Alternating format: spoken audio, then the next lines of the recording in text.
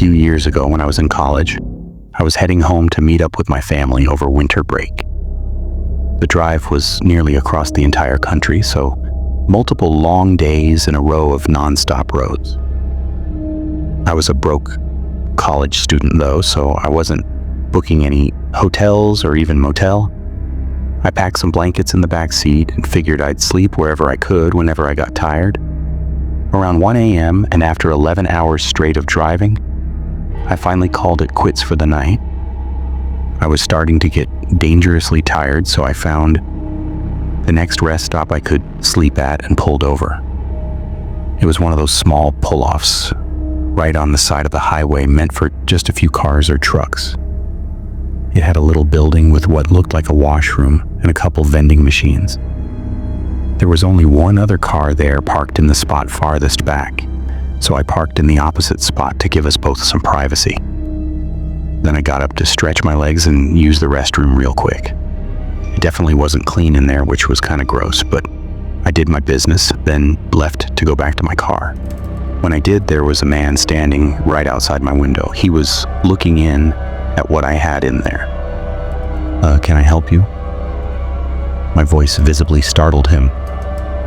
He nervously took a few steps back and chuckled, saying he was trying to see if I was in there to ask if I had some cash for the vending machine. My car was basically a fishbowl, all clear, untinted windows. You could easily see whether or not I was inside, so there was no reason to be pressed up to my windows, looking in like he was. "Yeah, I got no cash on me. Oh, sorry, man," I said, walking around him to get back in my car, but to my surprise, he didn't leave.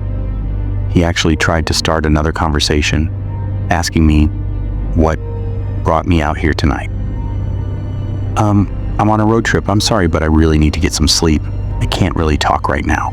I got in my car and the guy did a sorry wave, then walked down to the other car and got in.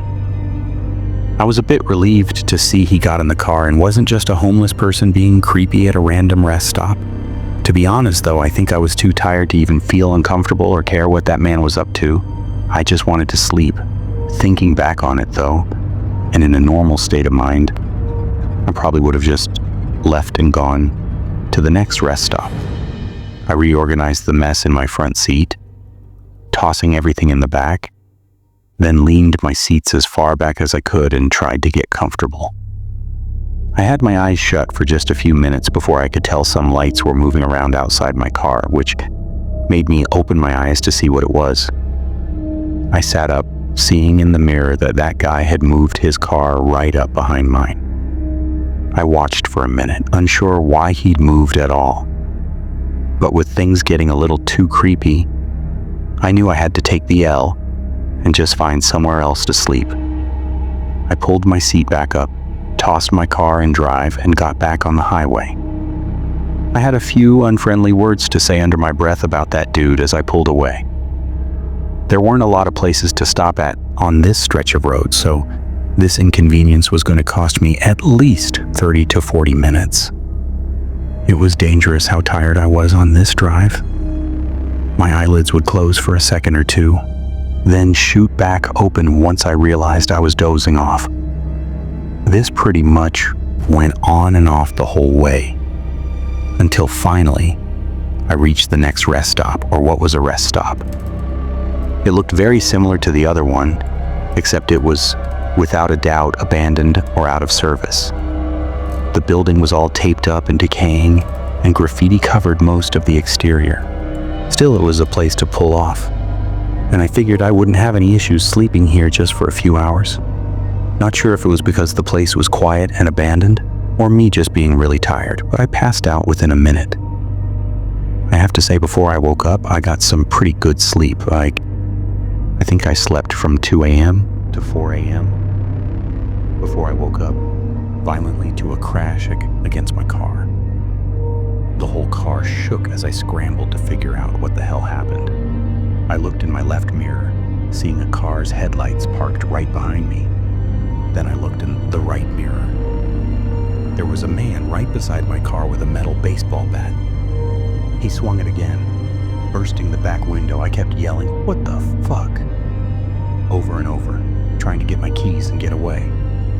The man came up to the passenger window, where I then saw it was the guy from the other rest stop. He had this sinister smile and started taunting me, saying liar repeatedly as he kept swinging the bat against my car, then staring at me with that smile and calling me a liar again. I didn't know what he was talking about, but I was able to get the car on and leave before it got worse. I called 911, phone shaking in my hand as I drove away. I was able to meet up with an officer at a gas station where I explained the incident and was able to take note of the damage to my car. 2 windows were shattered and dents were scattered all over the doors, and somehow I didn't notice that my back right tire was also slashed and almost flat.